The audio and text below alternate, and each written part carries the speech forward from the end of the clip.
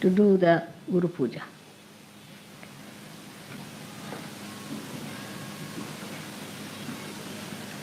Your Guru is a mother first and then a Guru. And that has given me a greater help. We have had before also many Guru Pujas, mostly in England. And you should wonder why Mother always somehow is doing Guru Puja in London. The time falls in such a way that it is in Guru Puja. I am here. During that time, I have to be in London. So many years we have been doing Guru Puja in England.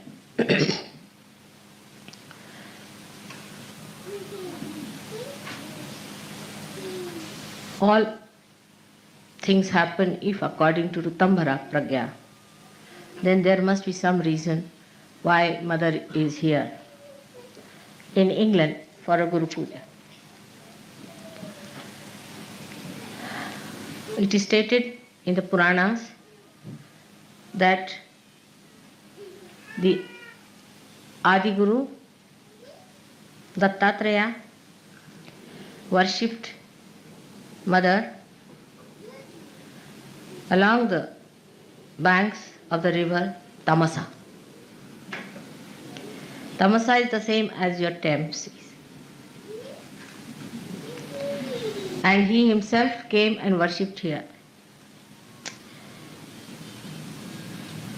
And the Druids, those who had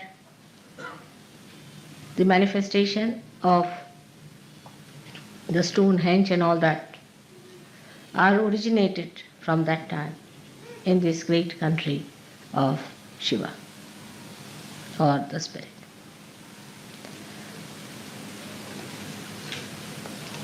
So the Spirit resides here as in the heart of human beings, and the Sahasrara is in the Himalayas where Sadashiva exists at the Kailasha. This is the great secret of we having so many Guru Pujas here. To culminate it today into the special type of Guru Puja in the year of the 60th birthday of your mother has a special, very, very special significance, because it's the Guru Sashti. It's the 60 years of your Guru has been celebrated today, and that's how it's a very big occasion that you all have gathered under the influence of again Rutambhara Pragya.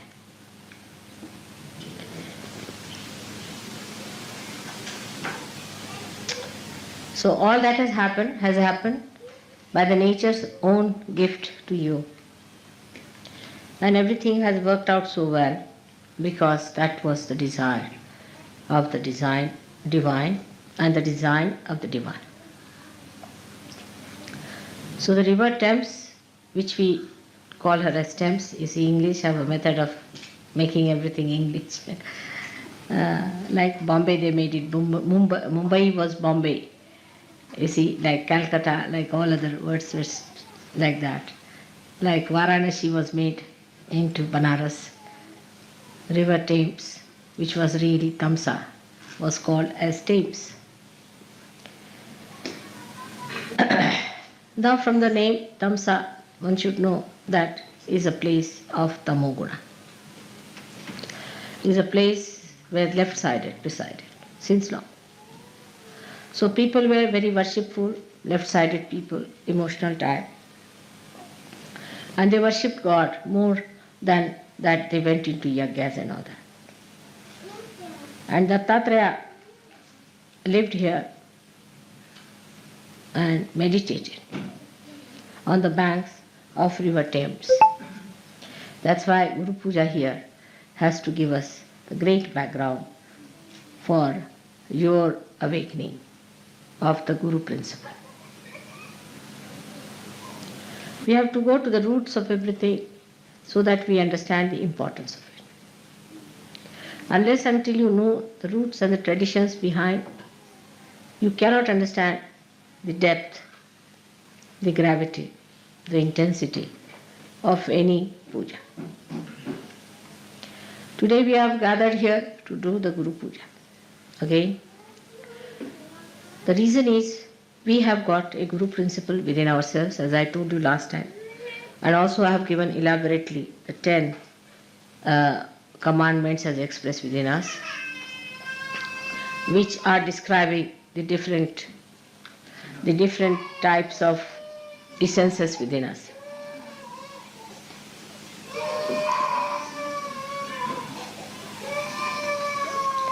The essence of Guru Puja has to be awakened within us. That's how we are having this program here.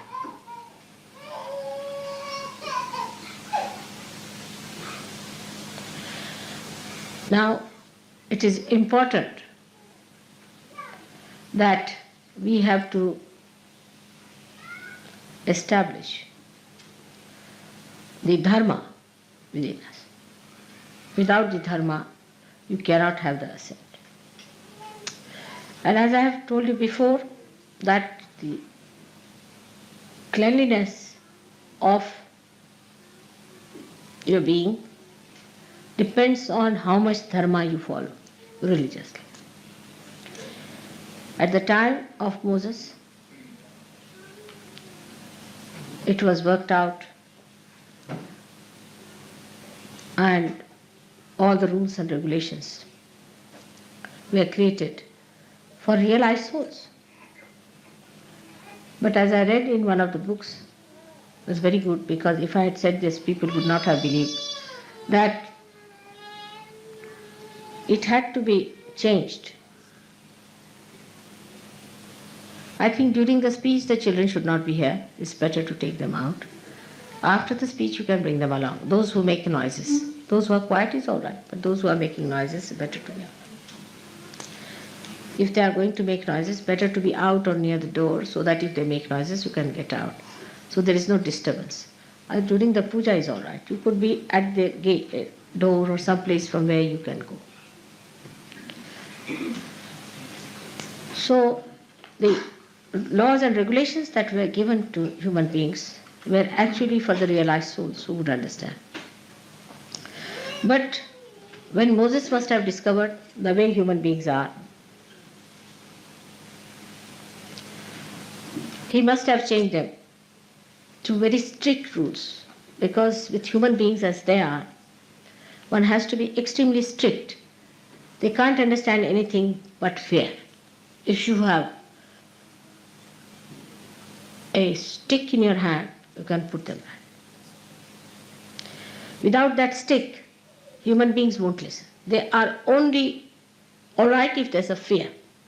Now if you see today, the condition of all the nations, those who are having leaders or prime ministers or presidents, they are all people extremely strict, very dominating,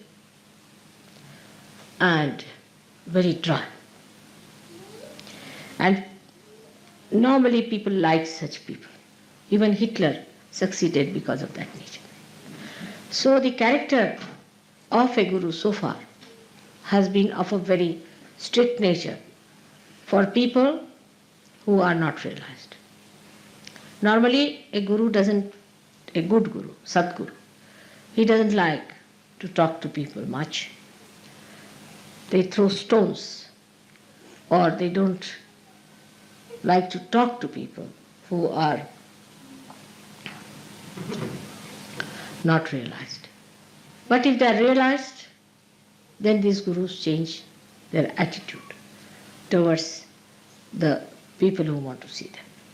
There's a tremendous difference between a person who is realized and non-realized in the protocol of God.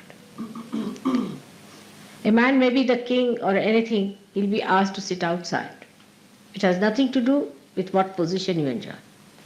As long as he's a realized soul, and not possessed, he is given the highest position. But if you are possessed, then also the Guru will tell him that you get out from here, first get rid of your position and then come. And all these strict rules were there, that such and such person must be killed, such and such person must be given a punishment of cutting the hands, cutting the feet, even absolutely destroying the eyes. This was done because they were not realized souls. It was a great realization of Moses, I think, that he took to the another kind of law which is known as Shariat now, and that's what the Muslims are following. In a way it's good, I think, because people who are now normal people really deserve such a rule. But it should not be so fanatical that you cannot discriminate between a realized soul and non-realized soul. Now, the Guru within you will be awakened if you are strict with yourself. That's one point is very important. Unless and until you are strict with yourself, the Guru will not be awakened with you. People who are lazy lumps, who cannot sacrifice anything, who are very fond of comfort, can never be Gurus, take it from me. They can be good administrators, they can be anything, but never a Guru. A Guru should be willing to live the way he has to live. He should be able to sleep on stones. He should be able to sleep under any circumstances. Not that the disciple should force on him, but it should be his own nature that he can adjust himself. Comfort cannot crawl on a Guru. Now those who want your Guru principle to be awakened must know that you should not ask for comfort. Even for a thing like that, yesterday you saw the dancing. One has to do real tapasya. Intensive tapasya you have to do. You cannot learn even a thing like dancing without going into a penance about it. So a Guru has to go through a penance is important. Sahaj Yogi need not go, but a Guru Sahaj Yogi has to do it. We have to have penances. And the penance can be any kind of desire you have. Say, supposing you are very fond of food. Just don't eat the food that you want to eat. If you are very fond of sweet food, then eat something very bitter, raised to power 108. And if you are fond of some sort of a very, as Indians are sometimes, very spicy food, then eat so bland a food without salt. Teach your tongue to behave itself. It doesn't behove a Guru to put his attention to food. I have seen some of the Sahaj Yogis, they are all right when the food is there, quite concentrated. But when it comes to the program, they have no concentration. It's a sad thing. Such people cannot be Gurus. They can be cooks, good, or could be food tasters or something like that. We'll suit them better. But if they have to be Gurus, they must learn to control their tongue and their desire. I mean, fasting is a good thing for such people. Fasting is very good. All the time they are worried, what are we going to have for lunch? What are we going to have for dinner? Such people cannot have their Guru principle awakened, neither they can be Gurus. So please be careful. The Guru must have control over the tongue. He must know when to get angry and when to be gentle. He must know what to say when, how much to say. That's why many Gurus have been more effective by not speaking. Silence is the best way you can help others. But when it comes to explaining Sahaj Yoga, you should speak. But I have seen with some people, they are very eloquent when it comes to nonsensical things. But when it comes to Sahaj Yoga, they don't know anything about Sahaj Yoga. So you have to be the master of Sahaj Yoga if you have to be a Guru. Not only in talking, but in your behavior, in everything. And the karamat. is the, I don't know if you use charismatic word, charismatic they call it, or you say the one how to do it, how to raise the Kundalini, how to put it at the Sahasrara, how to break the Sahasrara, all these things you must know how to spend your knowledge. Is Bini Yoga in Sanskrit. Guru principle is awakened in a person when he himself has achieved something. Imagine a half-baked guru going along talking is a guru. He'll end up as a disciple ultimately. So you have to be master of your own. But when the guru principle comes in, you have to give it to others. It's a question of giving it to others. So you have to be at a higher level to give to others. Have to be at a very high level. If you are attached to money, if you are attached to food, if you are attached to mundane things of life, you cannot give. Now the higher state than that can be achieved, which is natural in me, but can be achieved, is that you don't have to have any dependence like that any rules and regulations. Like saying that I will have no worry about food, I should fast this time. It all ends up when you eat but don't eat. That state one should have. That you are eating the food, and if you ask, did you have your lunch? I don't know. Will you have your lunch? I don't know. Absolutely indifferent to the problems of the body. Where did you sleep? I don't know. What did you eat? What will you have? I don't know. This kind of a state is called the Atita state, where you go beyond. And whatever you do, you are doing it because it is to be done without paying any attention to it. It is automatic. Nothing is important. But this is, before becoming Atita, you have to tell yourself, nothing is important. You see, is a avirbhava, as they call it, is a kind of a drama you have to put in. Oh, nothing is important, this carpet is not important, I should try to sleep on the cement. First you have to do that. But after some time, it happens that you don't remember whether you slept on the cement or on a cot. Where did I sleep? I don't know. That is the Atita state. And that state is to be achieved now by many Sahajogis. In a state where you go beyond. Say there is somebody who is before you and you have to get angry. Alright, you give me left, right nicely, and then you're smiling next moment. Did you get angry with that person? I don't know. Did I? Like Buddha once said something in one village, and there was a horrible fellow who got up and said lots of things to him. And when he went to the next village, the fellow felt that, oh, I should not have done that, left Vishuddhi perhaps. So went down and said, I'm sorry sir, I've said so, and I should not have said it. I didn't know you are the enlightened one, so it happened, so you forgive me. He said, when? When did you say it? He said, in the last village. Oh, everything in the last village I've left there alone. I don't know. That is the Atita state you have to get. So, even not to feel is not important. These identifications, when they drop out completely, then you are doing things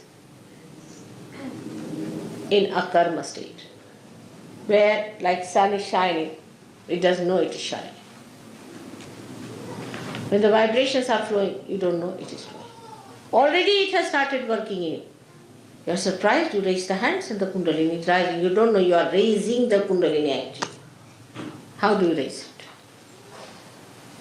You don't know. That's it. That state has already started Atita in you, but get it established in every walk of life, everything that you go beyond. And if you can manage that, that's the highest that you have to reach.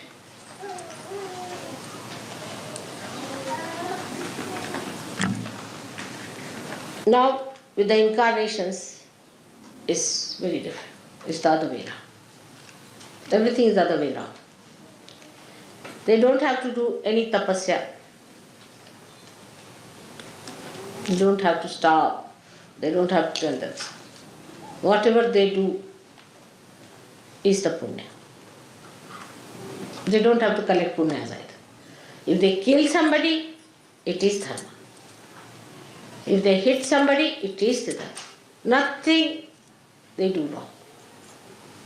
They are absolutely immaculate. If they deceive someone, they cheat someone, it's perfectly alright. Because for a higher goal, you have to give up these smaller goals. It's justified in our day-to-day life, you see, that when you are defending your country, there's an enemy on you. If you have to defend your country, you can slay him. You can cheat him.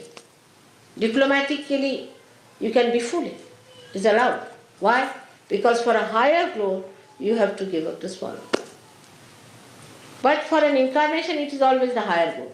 He's not bothered about smaller goals at all. He doesn't have to wait, think, rationalize, or to train himself or do some drama or anything. It's all done. Even the movement, every movement of an incarnation has a ripple in it, which is for the good. There's nothing, not even a moment is such which is not for the good of the world. So the incarnation is a very different thing that is not to be achieved, that has to be. Now, for example, the incarnation is the bhokta, is the enjoyer. He is the enjoyer of everything. Many people say, have created. Now we have a carpet here from Turkey. These carpets were created by Turkish peoples some time back for an incarnation to see.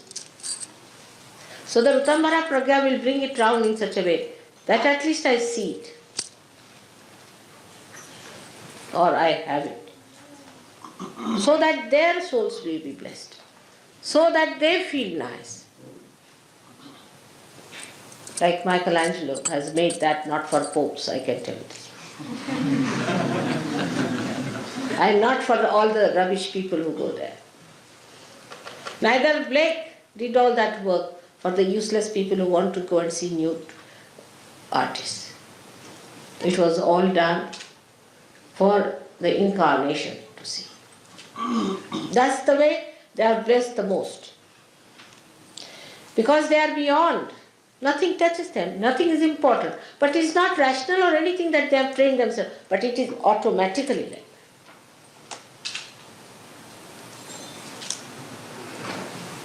Like Sri Krishna had to marry 16,000 women. Can you imagine? In those days of monogamy, he would be prosecuted 100 times. The reason was he has 16,000 powers. And he was to be born with those 16,000 powers on this earth. And 5 elements became his queens. He had to do some justification to have them around. And as I have now Sahajogis whom I have given realization. So automatically I am your mother is established. But for him there was no way out but to marry his 16,000 powers. Also he married, but he was never married. He was a bachelor out and out all his life. Because he is Yogeshwara and he is a brahmachari. Who can marry him. So for them, all these worldly things are just a drama, has no meaning at all. It's just a drama. A person who is not an incarnation should not try to be. That's not the right of a human being. Like a policeman standing on the road, if he puts his hands right, left, we follow it. But you ask some madman to go and stand there, he'll be arrested.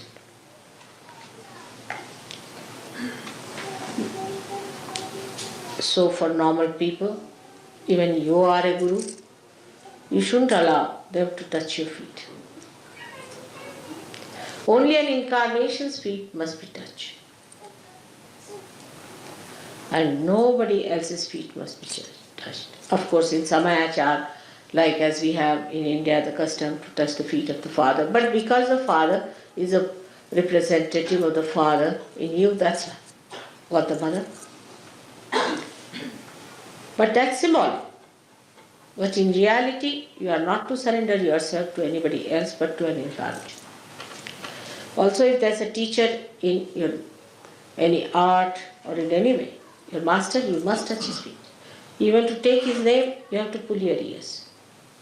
But nobody who is a human being should touch your feet, especially the Sahajogis should not. Nobody should ask anyone to touch your feet. As an elder you may. That's a different point, but not as a guru.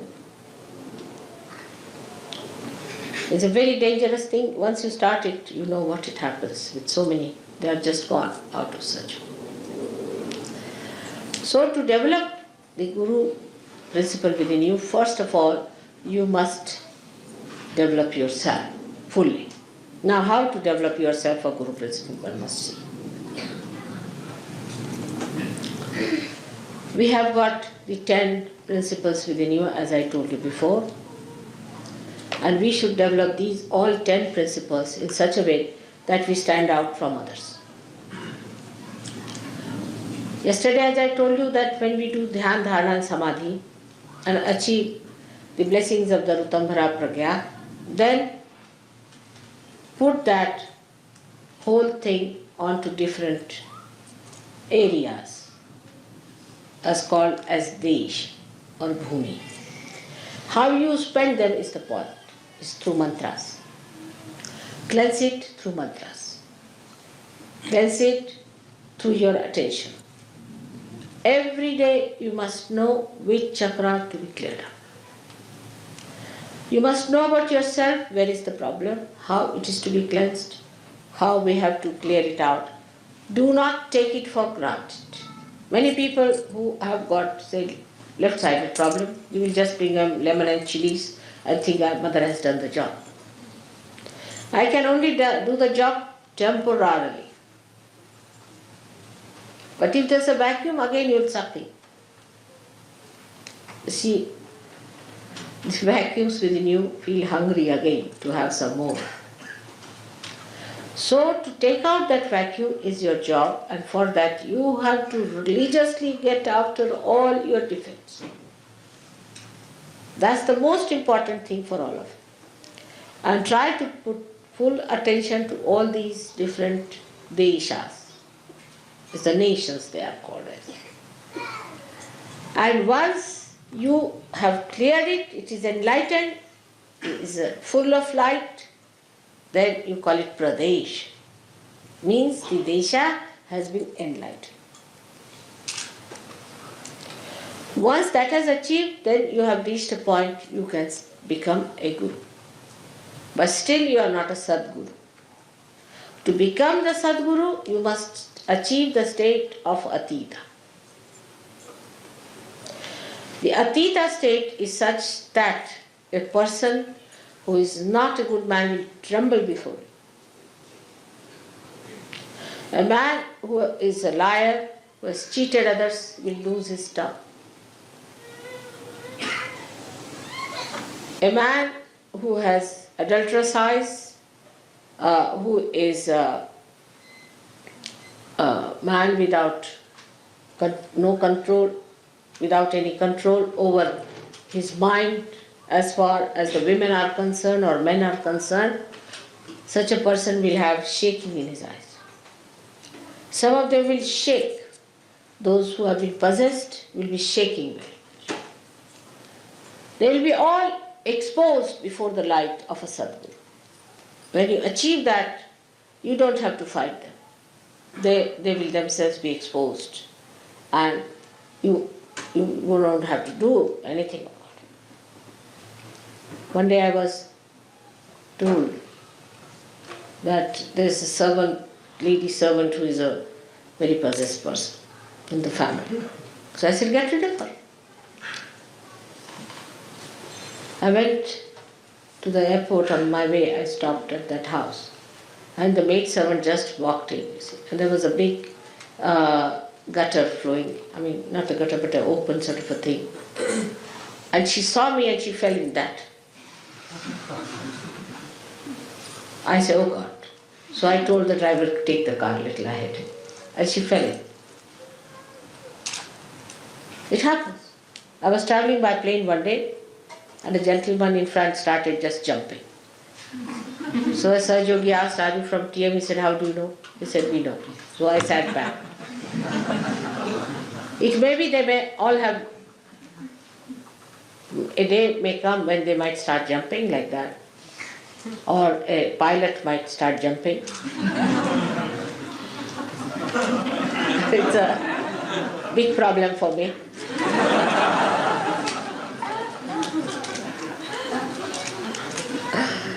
Even the lights.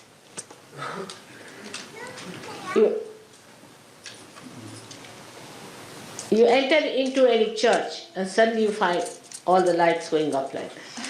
Even in big banquets, I find when I'm sitting there, and suddenly everybody comes and sit down and all their booths come round, they start jumping, and the people start looking, what's happening? Is there fire on?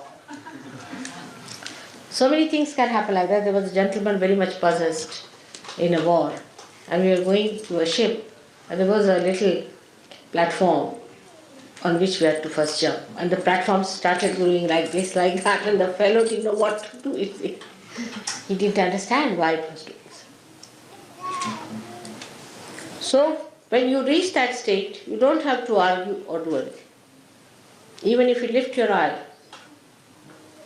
it happens that the person gets into problems. Or there could be some ego-oriented people, they'll melt down.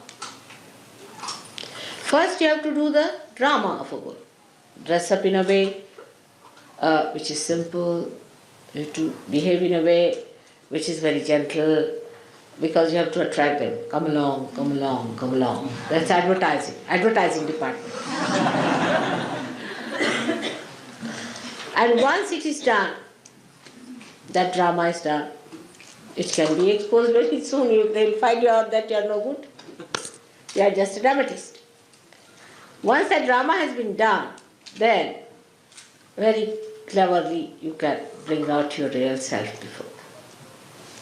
So first you don't show them that you are a real hard taskmaster. Never. First use all your sweet qualities. The more they are difficult, the more I am gentle with them. Then they come inside. Then you put to the mill and you can cure them. First prepare. First of all, sometimes they are so frightened. They are so nervous. They are so upset. Sometimes too much of ego. So be gentle. Gradually they strengthen themselves also in your company. And then, even if you hit them, they are all right.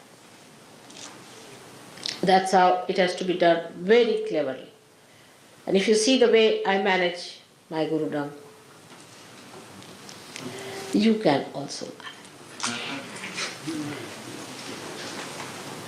But the key to Guru is patience, a complete patience and complete dependence on God Almighty.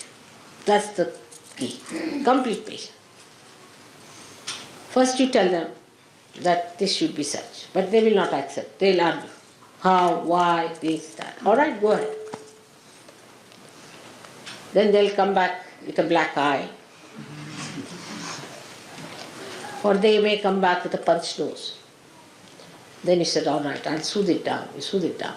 And then tell them. So is the wisdom, the discretion of Yogeshwara you should have. How to deal with people is very important. Why I say Yogeshwara? Because at the Guru stage, you have to give it on a collective level. Individual level finishes and you jump into collective once you start becoming a Guru. So all these methods, which I explained the other day to Modi, you can understand that the 10 of your problems at the void, once solved, you solve the 16 problems of the vision.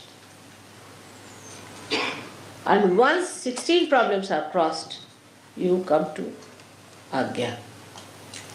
And at the Agya Chakra, there is such a tremendous sacrifice. Without feeling the sacrifice is awaiting. And one has to see what you can sacrifice in that Atita state, because you don't sacrifice anything. Everything is already sacrificed. What is there to sacrifice? And such a state should be achieved by realizing that you are realized souls, you are not ordinary people. And you cannot have ordinary, mundane types of rules and regulations. Like yama niyama. The niyamas are for yourself, yamas for others. Nothing. There should be absolute truth with it.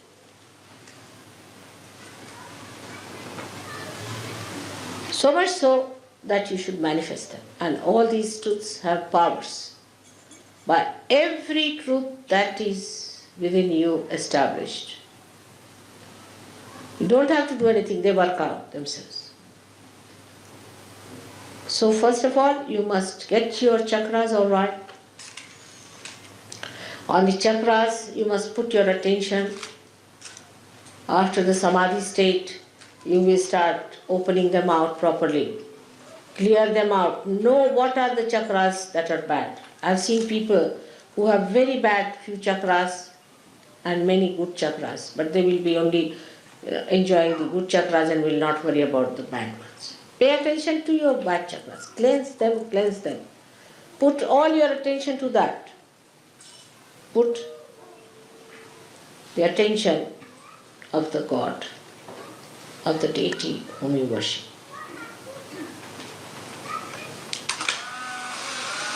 And you get the complete manifestation of their power within yourself.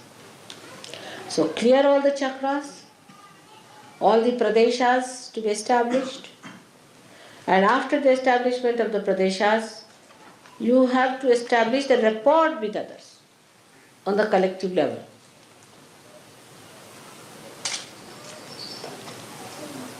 Then a state where you become a complete spirit at Agya Chakra.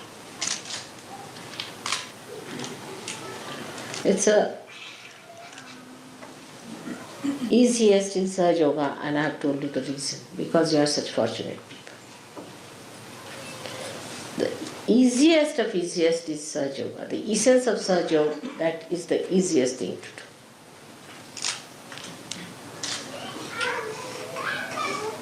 And that is why you should take full advantage of that easiest method made easy. Absolutely for you. This is the blessing of Guru Puja for you. That you all should become gurus by next year. Just you have to dedicate and say today in your heart to promise me, in your heart that not we'll try but we will be. And thrice you should say we will be, we will be.